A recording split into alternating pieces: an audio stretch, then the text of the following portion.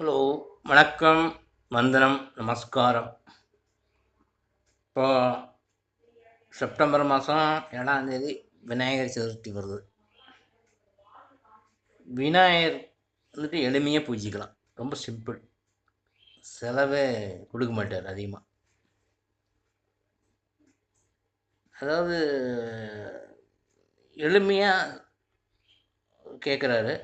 நாம் எளிமையாக பண்ணாலும் அதை ஏற்றுக்குவார். நாம் கேட்குற வரத்தையும் கொடுப்பார்.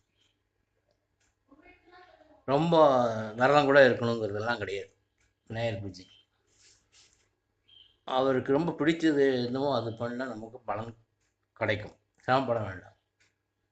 இந்த விநாயகர் சதுர்த்தியை எப்படி பூஜிக்கணும்னா, முக்கியமாக அவருக்கு பிடிச்ச இலை, மலர் இதால் பூஜை பண்ணணும். சும்மா அந்த இலை பேர் சொல்லியே பூஜை பண்ணலாம், தப்பு இல்லை. அர்ச்சனை தான் சொல்லணும். அதுக்காக தெரிஞ்ச அர்ச்சனை தெரிஞ்ச பேர் சொல்லலாம். விநாயகாயனமே, கணாதிபாயன், உமாபுத்திராயனமே, இந்த மாதிரி தெரிஞ்சதெல்லாம் சொல்லலாம். அது புக்கை பார்த்து சொல்லலாம். சிம்பிள் தான். ஒரு 20 அர்ச்சனை பண்ணக்கூட பண்ண முடியாதான் நம்மளால்? எத்தனை 2 நிமிஷம் ஆகும். அது என்னென்ன இலைன்னு கேட்டிங்கன்னா 21 வகை இலையா இருக்குது. அதை வச்சு பூஜை பண்ணால் ரொம்ப விசேஷமான பலன் கிடைக்கும். மாளவி பத்திரம், பிருங்கராஜ பத்திரம் அதாவது கையாந்துறை, பில்வ பத்திரம் வில்வ இலை,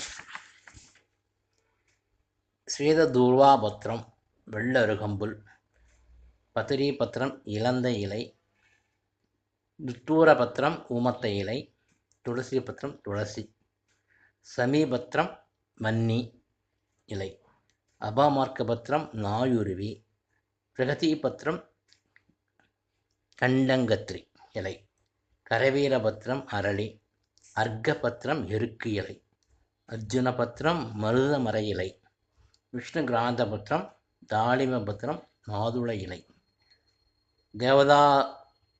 தேவதாரு பத்திரம் மறுபத்திரம் அது மறு இலை, அஸ்வத்த பத்திரம் அரச இலை, அப்புறம் ஜாதி பத்திரம் ஜாதி இலை, கேதகி பத்திரம் தாழ்நொம்பு இலை, அகஸ்திய பத்திரம் அகத்திக்கிளை.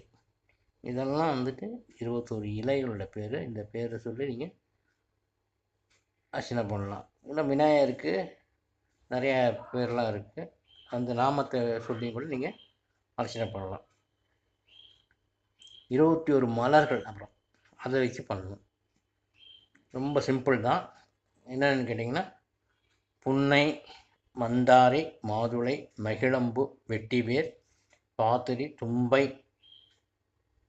ஊமத்தை, சம்பகம், மாம்பூ, தாழம்பூ, மல்லிகை, கொன்றை, எருக்கு, செங்கழுநீர், பில்வம், ஜவ்வந்தி, அரளி, முல்லை, பவளமல்லி, ஜாதி மல்லி, இந்த 21 மலரால் பூஜை பண்ணி அதை சிம்பிளாக கொழுக்கட்டை பிடிச்சது அவருக்கு.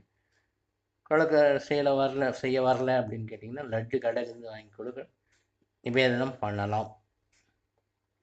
தீபாவளி காமிச்சிட்டா விநாயகர் பூஜை சிம்பிளாக முடிஞ்சது. நல்லா பிரார்த்தனை பண்ணிக்கணும். கண்டிப்பாக நிச்சயமாக அருள் கிடைக்கும். விநாயகர் அருள் கிடைக்கும். நல்லா சேமமாக இருக்கலாம். இது உண்மை. விநாயகர் பூஜை நல்லா பண்ணுங்க இந்த விநாயகர் சதுர்த்தி. ரொம்ப நன்றி, ரொம்ப நன்றி.